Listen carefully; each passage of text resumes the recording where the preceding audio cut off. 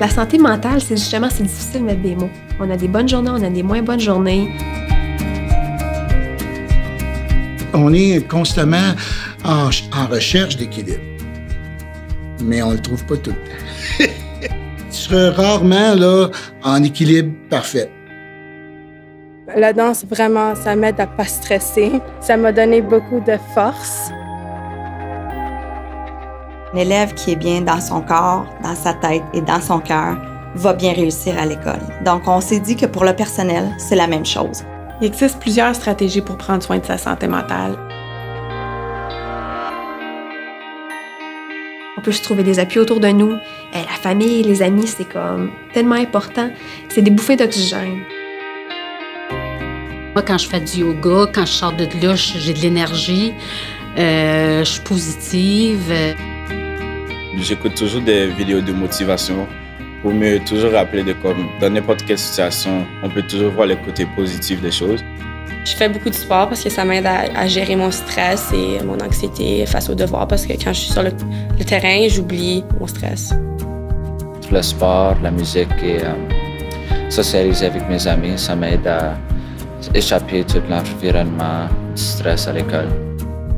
La prière, tu remets tes problèmes en Dieu et puis Dieu qui peut faire des miracles, lui, il peut te sauver de ces problèmes. La méditation, la même chose.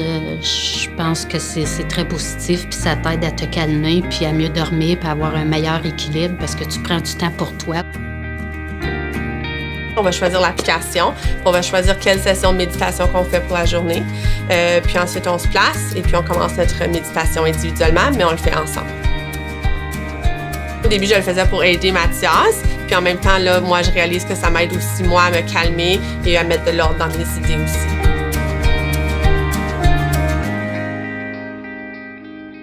Prenons le temps de respirer. Prenons le temps de prendre un pas de recul. Puis c'est tellement facile à dire, puis c'est la dernière chose qu'on fait. De voir que ta contribution elle est plus large que juste le travail. La santé mentale, c'est comme la santé physique. Il faut en prendre soin, puis il faut en parler. Parlez-en à vos collègues, parlez-en à votre supérieur immédiat, à votre direction, au programme d'aide aux employés, vos parents, vos amis, votre frère, votre sœur, votre coach, n'importe quel adulte de l'école, que ce soit une enseignante, un membre de la direction, un éducateur, la travailleuse sociale. Parlez-en. C'est important de prendre soin de votre santé mentale. Je pense que ça serait intéressant que les gens puissent marcher la tête haute dans la société sans avoir à se sentir mal ou se sentir ciblé.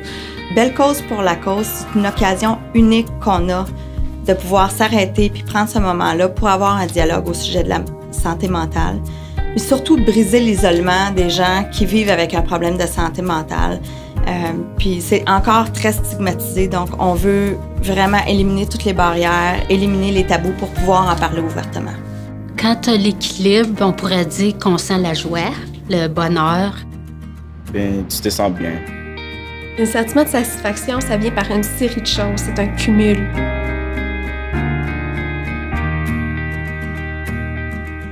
Je suis très fière de faire partie d'une organisation qui a eu l'audace de vouloir inclure les membres du personnel et les élèves dans une même stratégie de sorte que tout le monde fait partie de la solution et qu'on traverse ces problématiques-là ensemble.